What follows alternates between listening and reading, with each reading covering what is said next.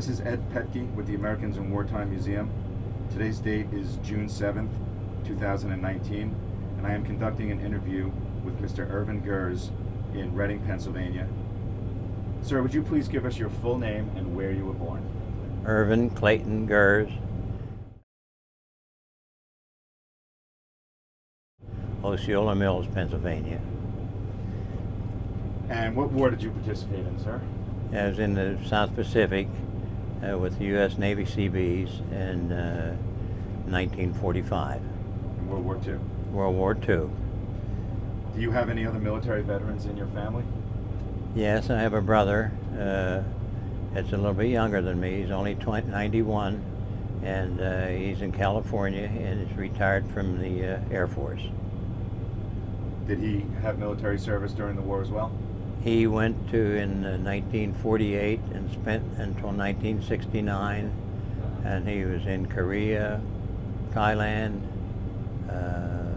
Germany, the ones that I can remember, and maybe a few other places also.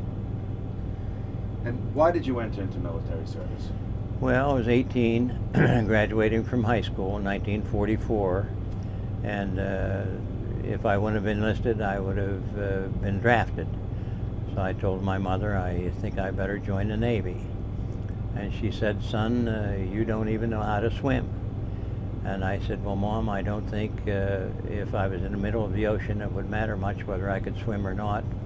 And I would rather try that than the Army, because I didn't want to wind up in the woods someplace and or on the ground like that. I had a little bit of hesitation there, and I thought I'll join the Navy, so I joined the Navy.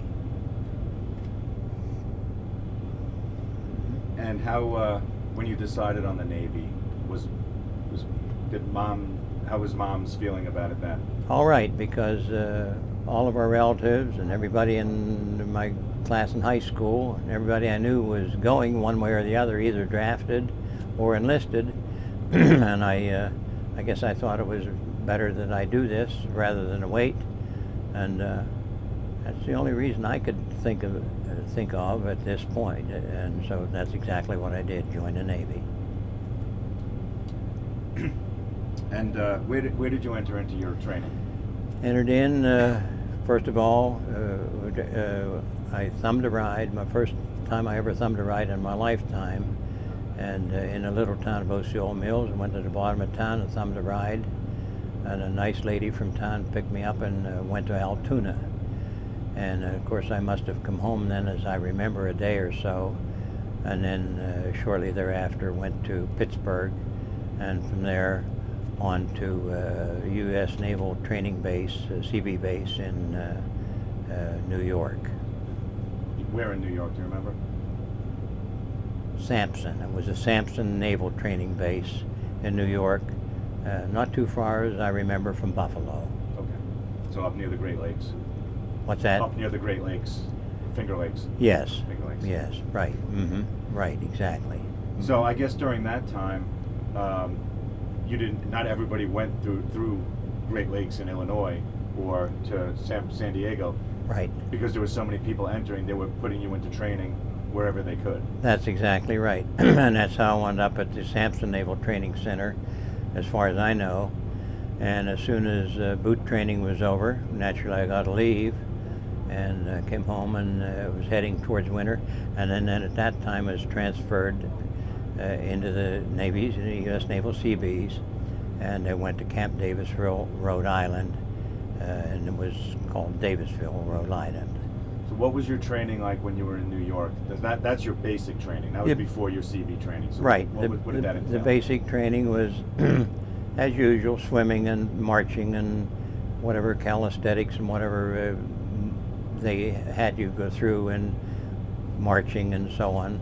And it, as I remember, it wasn't real rough, but of course you had to be able to swim, which I wasn't able to immediately do that, because, like I said, my mother said, well, you can't even swim. Well, before I got out of there in 9 or 10 weeks, I was swimming, and that was from boot training. And then when shortly thereafter I was transferred into the Seabees. And explain, what are the CBs? Well, it's the Naval Construction Battalion, and naturally it was the service organization of the Navy. I think you could compare it somewhat to the engineers of the Army, and of course they were the ones that were in there that I was in, not necessarily training, but boot training was just younger people. But naturally it was older people. They were electricians, plumbers, truck drivers. They could run equipment, and they were older than I, and I thought I was with an older group, in which I really was. And so from that point on, from Rhode Island, I was transferred to Port Hueneme, and we just regular duty and nothing strenuous there. And from Port Hueneme, I went to Okinawa. What made you decide, or did you decide to become a CB, or is that the rate that they put you into? No, when we got out of boot training, when you went back, someone said there's listings out on the wall there somewhere, and it's transferred wherever you're going to. And when we went out and looked on the wall, a friend and I, at that time, his name was Stanley, we looked on the wall, and our name was on this listing to go into the Seabees. And he looked at me, and I looked at him, and I said, you know, I just come from a little town in Clearfield County back in Pennsylvania. I never heard of the Seabees. And I said, well, that's where we're going. So that's exactly where we wound up. And that's exactly then when we went to Davisville, Rhode Island. I think they called it Camp Endicott. And we stayed there for a few months, and then transferred to the CB base, Port Hueneme, California. And what did your CB training entail in Rhode Island? Not too much, just physical work and marching around, and I guess trying to keep in shape of some kind, because there was nothing special that I can remember, and I think my memory's good in that respect. But I do know one thing: it was cold in Rhode Island in the wintertime, and quite a few of us, we stayed in a Quatson hut, and all they had in there was a stove, and it was cold. And quite a few of us thought, well, I wish we'd get out of here no matter where they send us, because it was so cold. So actually it was only there maybe a month or two, and I can't really recall of anything strenuous I went through, because I wasn't against anything. I certainly did whatever we were supposed to do. So then you go out to California for more training? Yes, and that was more of the same, and I wound up in the office there. I guess they looked at my background in high school, which didn't give them too much to come on, and wound up in just doing whatever you could do in the office. And if there was anything in supplies or something that could move you around and have you transfer something to someplace else, you just did whatever they told you. But it was nothing that I went through a real heavy basic training, because as I understood it then, by that time, everybody was getting ready to go overseas, because they were electricians, plumbers, truck drivers, bulldozer operators, or whatever it was. I wasn't in that category at age 18, and I was just one of the people that whatever they told you to do, you did it. I guess that's about a way I can put that. So you'd have to build up to being one of those operators. You started out low man. That's true, but I never got in the construction end of it. I guess they had much more capable people than me to drive bulldozers and run shovels and do heavy work. With an 18-year-older, I probably would have been in the way, really. Most likely, as I can see it, because I thought they were a bunch of old people, and actually, according to an 18-year-older, it was older people, because these people, the CBs, were construction workers, and they were anywhere from age 32 to 38 to 40 years of age. Wow. And I was they were the much older guys. Much older, and I really thought I was with an older group, but I guess at that time I just thought, well, they're older people. I guess I can listen to them. Right. So what were some of you? Did you have any specific duties, or just whatever they needed that day? Whatever they needed, and I was in the office. Yeoman? Yes, a yeoman, and a good, wonderful chief petty officer there. And I guess we just took care of records and did whatever. And if they needed you to transfer over to the supplies or something to do some extra work, we did it. So it wasn't anything that heavy that I was doing.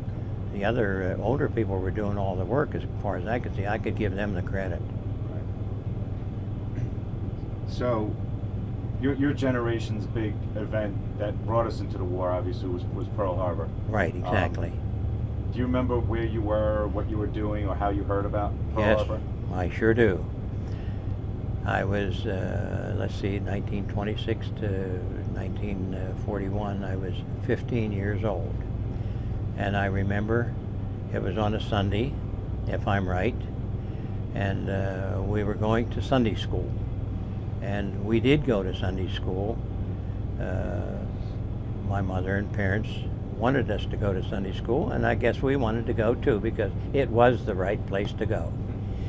And when we come home, as far as I can remember, my dad and mom I think it was my father told me, they bombed Pearl Harbor, the Japanese did, and we all felt pretty bad about it, because as time went on, we learned how really bad it was.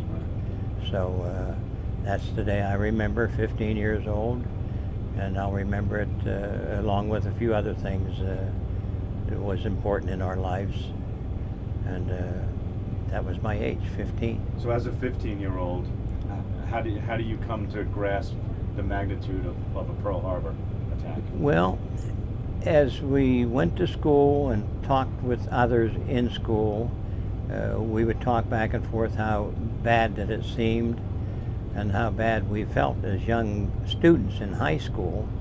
And everybody was interested, because it was the Japanese attacked us. And it was such a bad thing that we couldn't help but all talk about it. And of course the teachers and the other ones around us in the school, as well as our parents and other people, everybody knew it. And so the younger people just observed what they could, and from that point on, it went on, and the longer it went, the more we learned about it. Finally, when we become 18, we really learned about that thing, because it was either going to be drafted or enlisted.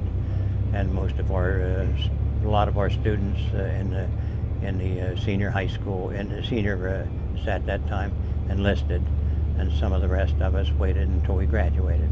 So as a 15-year-old, obviously the war starts, you're not old enough to enter military service. Do you remember things like the rationing at home and, yes. and blackout drills Yes. and things like that? Yep, we had gas was short, and sugar and things that you really needed at home. You had to be very careful. And as I remember, I think the gas stamps that you got at that time, when I was like, say, 15, 16, 17 years old, was I think you got an A, B, C. I guess it went to according to how many miles you put on your car or how much usage you had of it. It was, I remember the days of rationing very much. Doing without, but I mean, as a 15-year-old, I mean, do you does the concept of I have to do without for the greater good, is that? Well, I suppose we didn't have too much to go and come on. Yeah. To live on, because my father was a coal miner, and coal miners didn't always work 5 days a week and have a big paycheck. So when my father went to bring an order home from the store, I wouldn't be surprised about $10 or $15 would be enough to keep us all for a couple of weeks, and we weren't eating steaks all the time and out visiting restaurants. It was pretty tough going, because that was still in the 40s and left over from Depression times, I guess. Sure. Yeah. So it was different. So after after California, you said you went over to Okinawa? Okinawa, yeah. We went to Okinawa. What was that like? Well, that was quite a trip. We left San Francisco, and we stopped in Pearl Harbor. Well, going from San Francisco, most likely it was troop ships, people going overseas, and mostly, I guess, to Okinawa. And we stopped in Pearl Harbor. Unusual thing happened there because I had an uncle who was in the Navy, and he was stationed in Pearl Harbor, and I had an opportunity before we left Pearl Harbor to go on towards Okinawa. I had an opportunity to meet him, and I spent an afternoon with him, and then we got back on the ship, and the next day we went to Okinawa. And I thought to myself, well, it seemed like we had a few ships going to Pearl Harbor, but by the time we left Pearl Harbor to go, it seemed to me, looking out all over, it seemed like we had maybe 50 or 75 or 100 ships going, and all kinds of ships. I had no idea in the world what they all were. Right. I'm sure some of them were destroyers, and it was protection for you going on the way, because this was like May or June of '45, and things were still going pretty badly. Right. And so it was lots of protection, and I was looking in my records, and it took 42. We went very slow. It took 42 days to get there. Wow. But I remember we was on the USS George F Elliot, was the name of the ship, and it took 42 days to get there.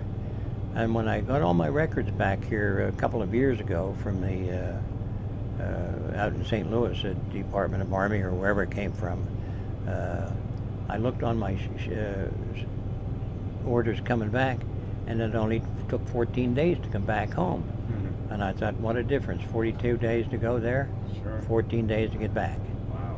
And that, I can't understand it, but it's on my records, so Right, sure. I can't make it up. So, and I thought, isn't that unusual that I guess the ship must have started and never stopped. I don't, well, it didn't stop anywhere except took it back to San Francisco. So when you arrived in Pearl Harbor in '45, is there still damage that you can see? I mean, is it still? Can you tell it had been attacked? No, I really can't say that, because I got off the ship and I was interested. However, whatever transportation I had to go to see my uncle, Okay.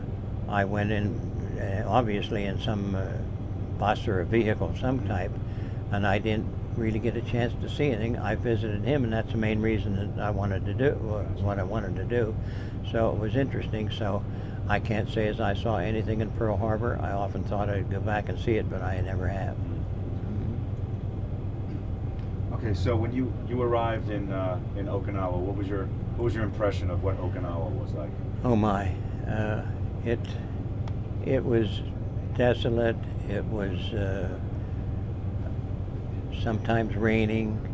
We didn't have much of anywhere to sleep. As I remember, we were in tents for I'd say maybe part of a week or two, just getting fed from wherever it came from, and mostly we were slept on the ground, and I can't remember exactly. I guess I wasn't thinking about it at that time, but as I look back, it was just a little bit rough, because I remember a guy from Texas, East Tyler, Texas, and I stayed in the same tent, and so hope we can get out of here.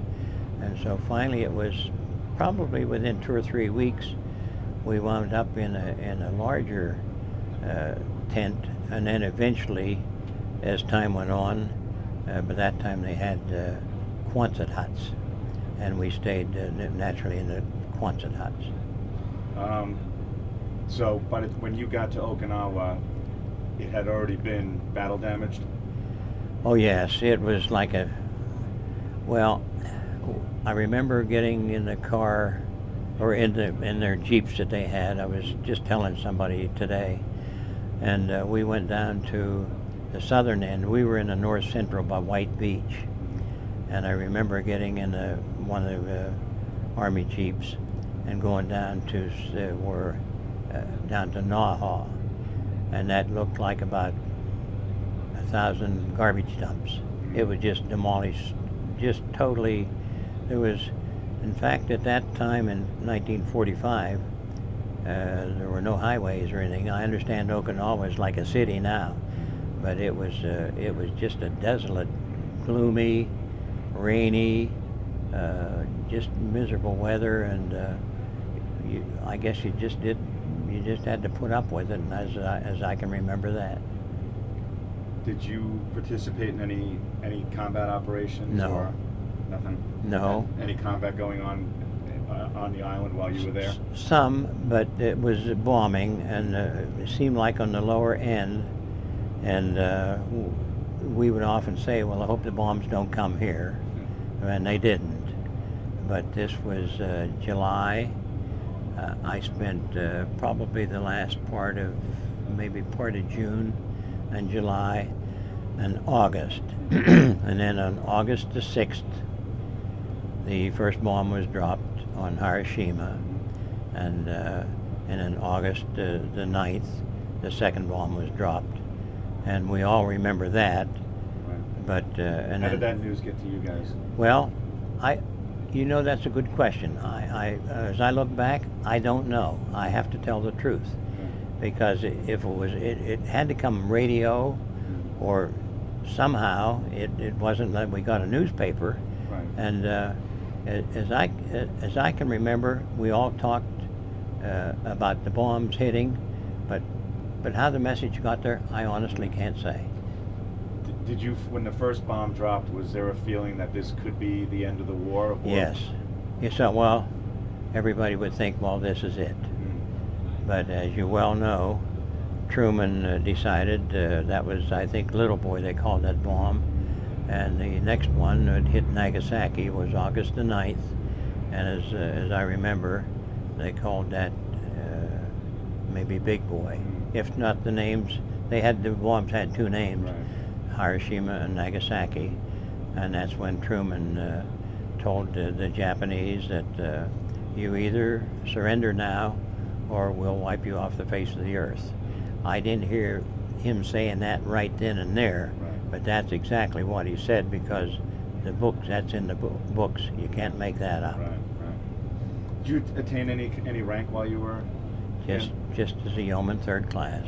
That was it. Are there any incidents that stick out in your mind while you were over in Okinawa, particularly frightening, funny, something Yeah. that you really remember? A typhoon. Ah. I'll never forget it. October the 9th. My memory's good back in those days. Ask me something that happened last week and I probably forgot it. But it was October the 9th, 1945. And a typhoon, they called it typhoon. I don't know what you'd call that in the United States. It wasn't a typhoon. But anyway, it practically wiped that island clean. Our tents were swept away. We lost all of our clothing, and somehow we got together.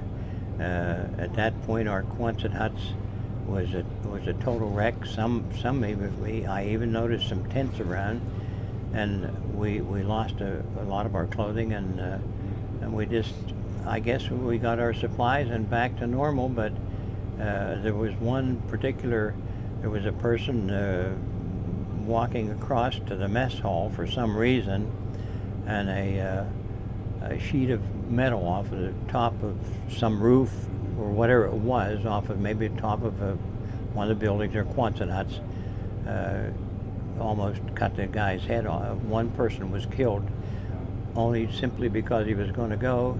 He probably shouldn't have been out there because it was a real typhoon.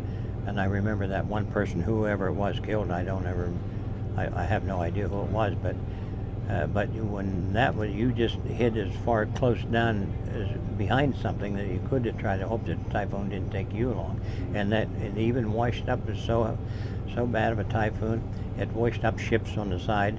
There's many ships on the side of the, rather being in the ocean, they were not close to the ocean. Do you remember how long it lasted? I can't say as I do, but I remember it was one of the worst things you'd ever want to go through, because you thought, I wonder how long this is going to last. whether it was a day or two, but I don't know as typhoons go for more than a couple days, but it seemed like a long time. But it was really a tragic situation because it ruined so many buildings that the government had to, well, CBs or whoever it was constructed them all, got together, and we were back in shape, going as best we could. Were you or any of your friends over there, aside from what you gentlemen just told me, wounded, injured? No. No. I'm the only thing I can remember when you say a friend, in the middle between Pearl Harbor and going towards Okinawa, we passed many islands, Marshalls, Ulithi, and maybe a couple of other islands. And we went by them, but I saw some people playing poker, playing cards, and someone said to the person, one of the people playing cards there, you Pennsylvania people don't know this and don't know that. And I happened to be standing there as an 18-year-older, and I said to the moment they finished playing cards, I said, by the way, I said, I want to ask you, I said, whereabouts are you from in Pennsylvania? And he said, well, he said, you probably wouldn't know. Or maybe I told him you wouldn't know. And he said, well, I'm from, we both agreed we were from around Altoona. Because if you'd mentioned a little place like Phillipsburg or Ola Mills, people in the middle of the Pacific Ocean would say they would have no idea, and that they might have known if you'd have told them Penn State. Right. But anyway, I said, "Oh my goodness gracious, I'm from close there." And he said, "Where are you from?" I said, "I was born and raised in Ola Mills." He said, "Well, I'm from Phillipsburg." And I said, "That's unusual." We're only 5 miles apart.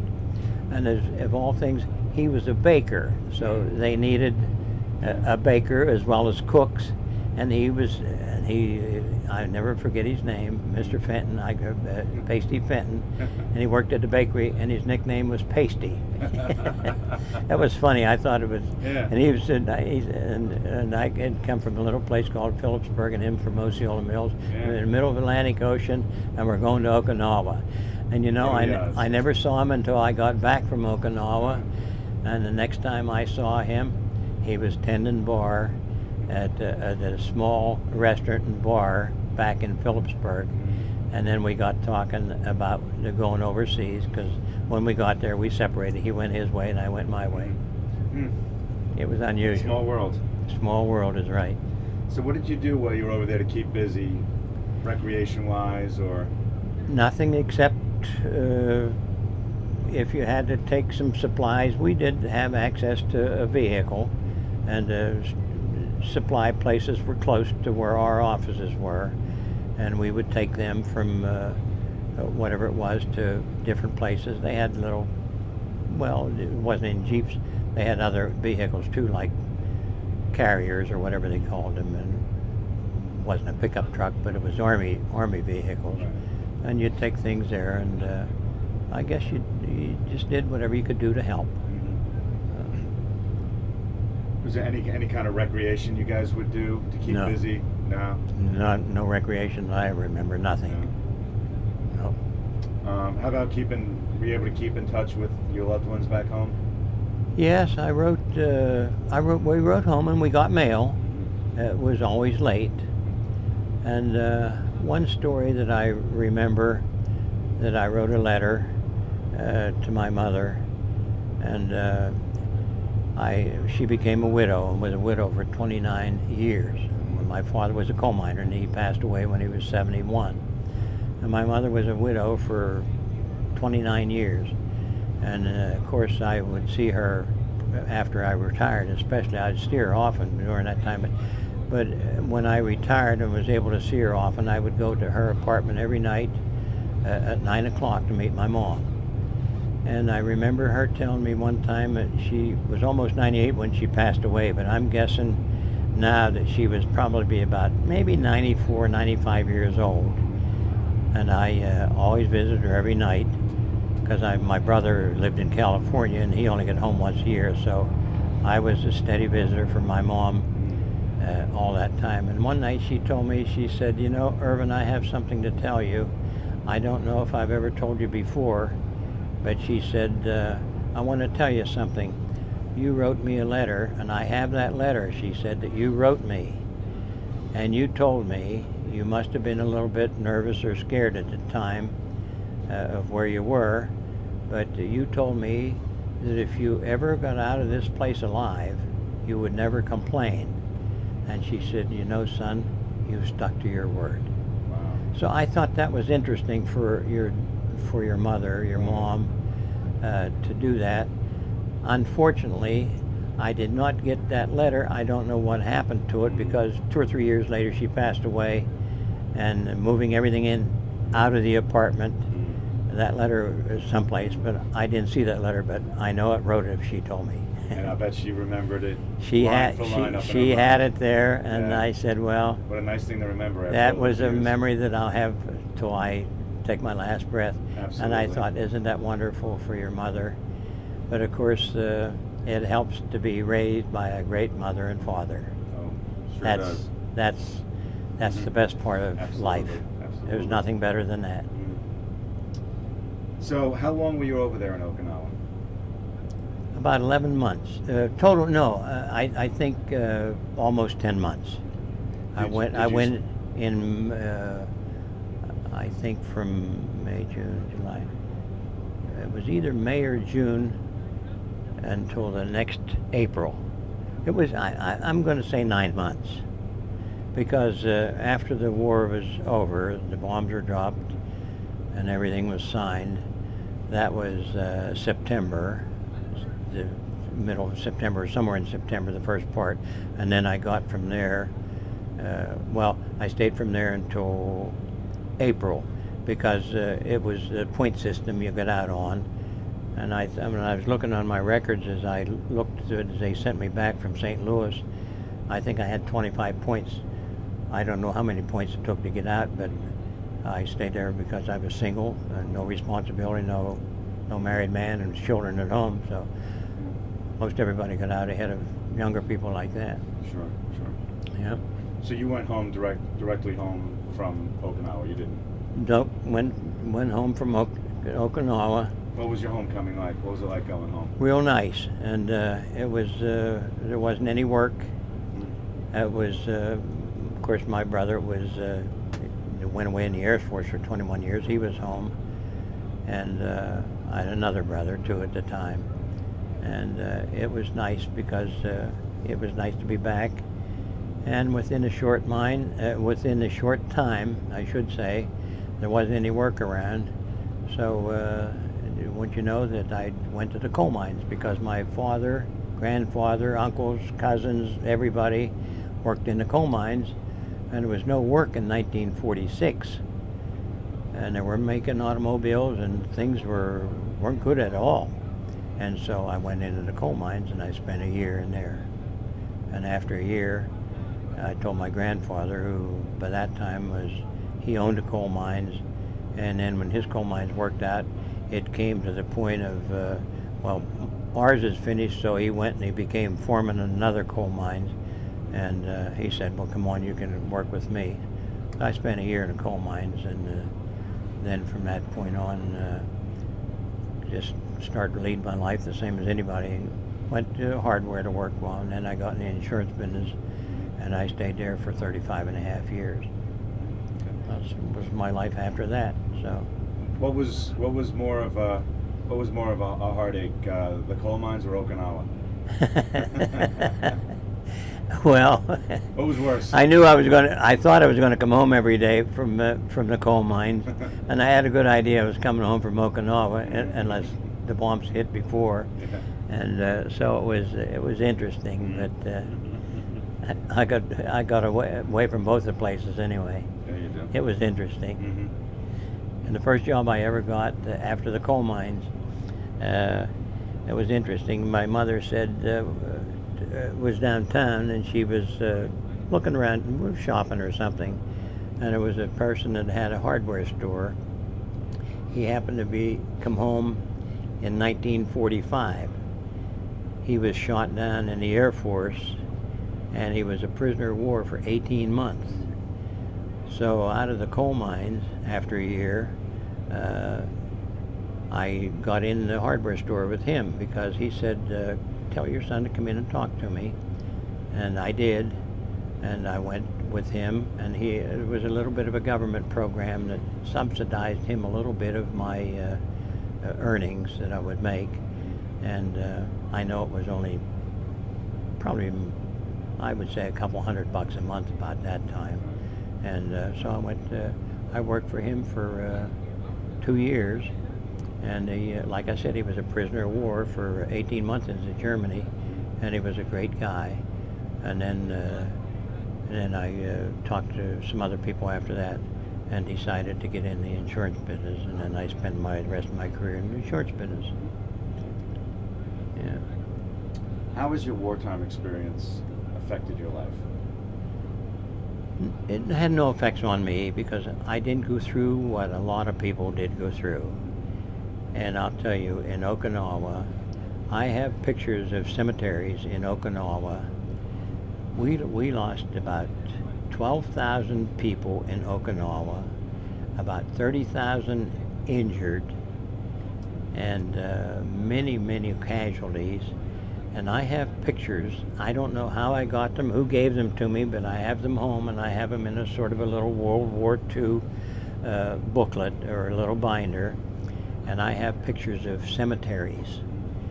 And so can't you imagine when you're in a place like that, and if a bomb hit anywhere, if the Japs would have ever gotten through, I don't care if it was one day before the war was over, or 3 months, or when it was, you could have gone right with them.